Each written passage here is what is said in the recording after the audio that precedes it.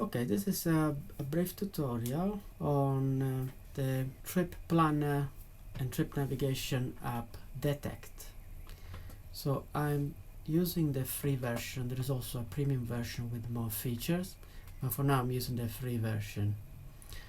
So you just go to detectapps.com on the desktop, and you also download the app on the mobile phone. So when you first start, you go to your profile. Here there are some of the routes I've planned earlier. There's your account, and here the first thing you can do, you can choose what unit you want for distance, whether kilometers or miles. I prefer kilometers, but that's personal choice. In order to start planning the trip, you go to trip planner. Okay, so I am in the Reading area, so let's just plan a trip. So what you want to do first of all is to select, there are different ways that the app can choose what roads to plan for A to B. So you can do highway, so the fastest and most straightforward route, or avoid highways, so a bit more curvy, so a bit more interesting. And there is also a very curvy setup, but this is only available for premium, so I'm using the free version, so I'm not going to use that one. And also there is a route setting, avoid tolls, avoid ferries, avoid unpaved road, and so on. You should take them all. Okay, so here we're ready to start choosing the waypoints, the starting point, the waypoint. So I would start, so there are different way of doing this. So first of all, there are three ways the map is displayed. This is sort of the standard light mode, and if you click here, you also have the satellite view, and you click again and you have the dark mode, which is the dark version of the light mode. So I click again and you are on the light mode, which is the one that I prefer, at least for the planning.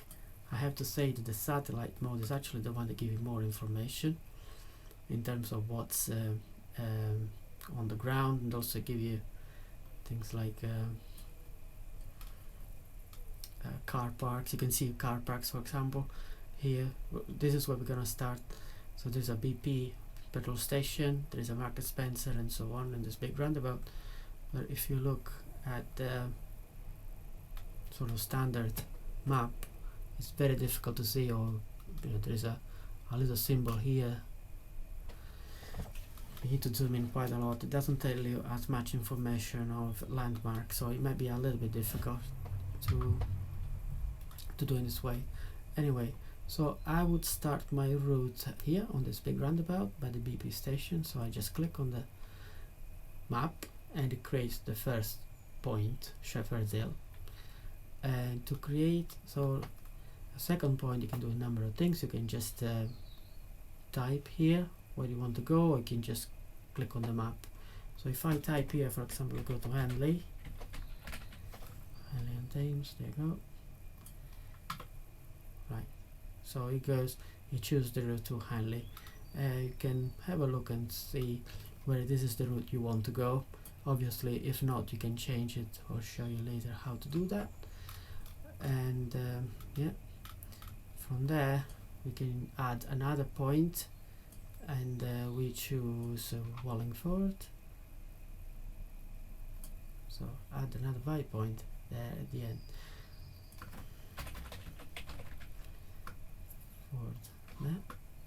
Yeah, there you go. And yeah, for now this is the route I want to take. So it becomes start point, and then any intermediate waypoint are called 1, 2, 3, and so on, and then this is the final point. Obviously I don't want to stop there.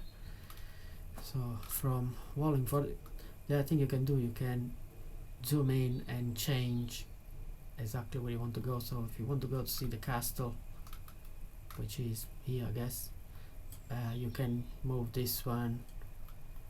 You can just click on the point and you move it to where you want to go. Okay, or maybe you can't go there. Good enough. Okay. we choose another point, so another point we do straightly. So you could either, well, you click here on add viewpoint, you can either type here straightly or you just click on the map. So zoom in a little bit more and we click here. There you go. Yep. So it creates this route. That's another way of doing it. Okay. Yeah. And that's more or less the road I would like to take, so I don't need to change it. And then from straightly we go to Pangburn.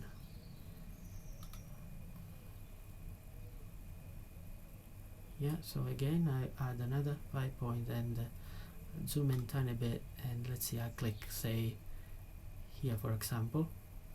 Okay.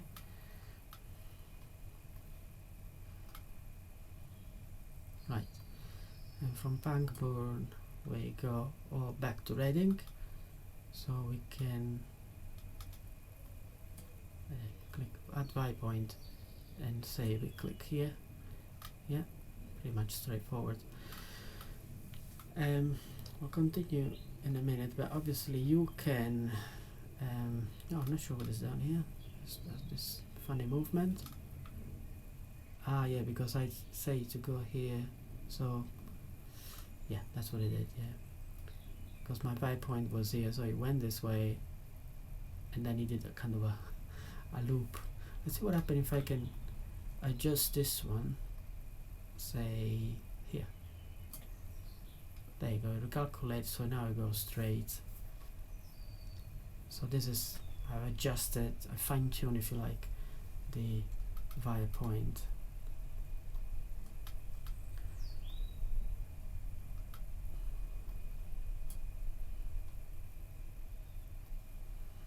Right, let's say that now we are entering Reading and we want to go now to Sonning. So what we do, add viewpoint, and actually instead of typing Sonning, what we can do a postcode. So to find the postcode, I prefer to use Google Map anyway. So let's go to Google Map, let's go to Sonning. Yeah, let's say we want to go here, right? The great house there. So should be an address there. You can actually copy the address, and you paste it. Yeah, so we'll do that, and or otherwise by postcode RG46UT is the same thing really. So if we delete it and then, so what is RG46UT, yeah, you will find, so we'll find the postcode. So you can either type the name, copy the address from Google Map, or type the postcode. One thing it doesn't do is it doesn't do coordinates, or at least I haven't found a way to do it. If I type a coordinate, it doesn't work. So more or less this is what I want to do. Now let's see what happens if I want to change something on this route. Let's say for example that I don't want to go this way, I want to do a bit of a detour on Caversham instead. Instead of doing this road, I want to do, say, this road, for example. You cannot just click and drag in the same way that you can do in Google Map, for example. You cannot, it doesn't let you do that. You cannot click and drag. So instead you need to create a new viewpoint in between. So there you go. So in this case I want to create a viewpoint between point 5 and the final point. So here, between this point 5 and the final point. So I click here, add viewpoint, and then you can do the same as you've done before. Just type it, or postcodes, or just click on the map. I'll see what happens if I just click on the map there. Yeah, well, it did what I kind of wanted to do. So I created this detour there. And of course you can move the viewpoint. You can change the order if you want, if you really want to. Just funny things can happen. So for example, let's try to swap point 5 with point 6. So I just click here on this horizontal lines on the 6, and I will move it forward. That's how you change the other things. Obviously you will do strange things. And so let's just go back how it was. Okay, so I think my route is completed for now at least, but if I want, what I can do, I can create a round trip. So by clicking here, create round trip, essentially will connect my current finish point to the original starting point. So let's click it. There you go. There's some funny things here because yeah, you need to kind of fine tune exactly the spot where you want to go. There you go. Okay, so I just connected this point which now become 0.7 to the initial starting point. So now the starting point also become Shepherdale. Starting point also become the final point to create a round trip. Okay. Right, I think I finished my route planning. Next thing you want to do is to save the route, because if you click on this X button will delete the route and you need to start again. So save route and give it a name that makes sense to me. So Shepherd Hill, Henley, Wallingford, belong this one, Strictly belong.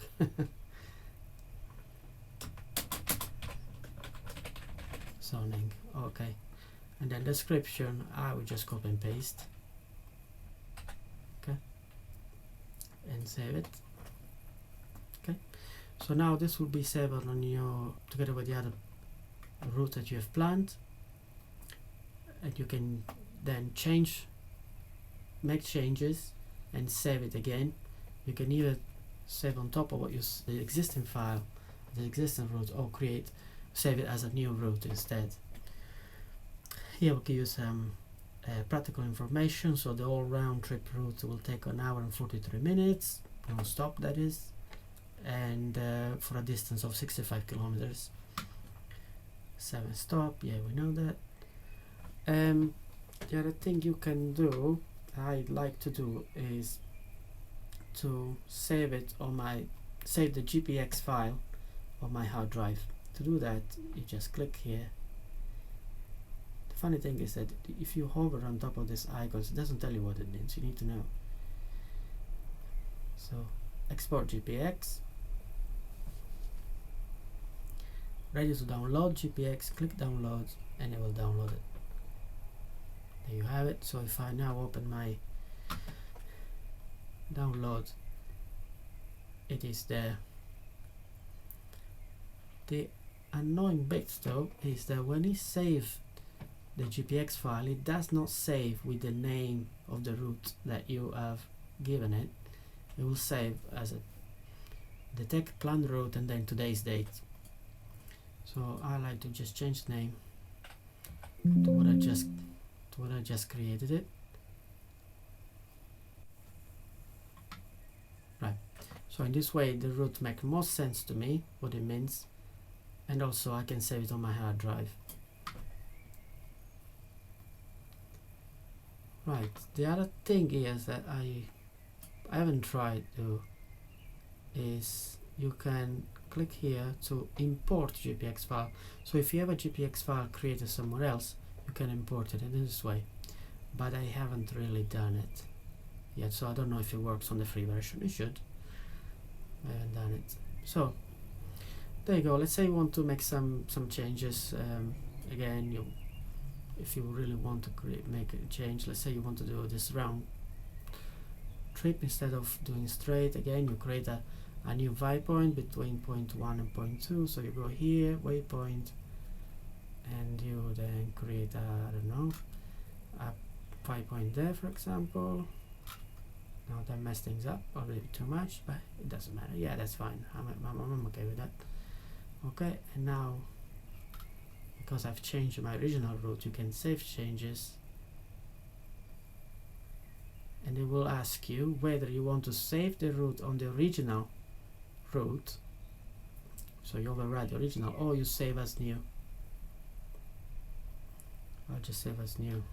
You should change the name, of course, again. Okay, so now into the navigation using the Detecht app on my mobile phone. So I've got the app here at the bottom. Let's just click on it. Okay, so we enter on the profile. We click on profile, and you have these 5 things here in the middle. So the first is the garage for your, where you can store information about your vehicle. Then this is the truck route, so routes that I have done and recorded using the Detecht app. Next one is the planned route, where I've got all my planned routes. Okay, so this is where we're gonna go for navigate. And then next is statistic about your rides, and then posts. So let's go back here on my planned route. Okay, and we choose the route we want to navigate. We choose this one that we have just created, Shepherdale and so on. You can click share if you want to send it by email, for example, but we click ride. So we pretend we are in the car. Obviously I'm in front of the desktop, but just pretend I'm in the car and ready to navigate. Okay, so again on the top you see the distance, 65 kilometers, and the time, estimated time of arrival, and so on. So to start navigate, you click on calculate route, and then it will give you the navigate button. But first you have 2 options here: navigate via start or jump in. What is the difference? So the route start in Shepherdale, there on the point which is number 1 there, but I'm not there yet. I'm in Woodley. So if I click on start, the app will navigate from my current location in Woodley to the starting point of the route, which is number 1 here in Shepherdale.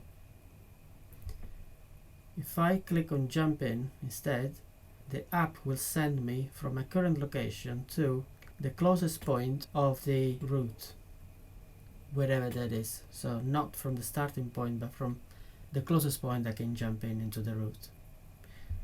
So in this case I will click on start, because I want to start from the starting point. So we'll go from my initial location in Woodley to Shepherdale, or at least pretend to, and click navigate when we are ready to navigate. Enter Shepherd's Hill and take the 6th exit. There you go. And now we're ready to navigate. And the app will give me direction where to go to follow this route. Okay. That's the end of the video. I hope this is informative and useful. Thank you very much.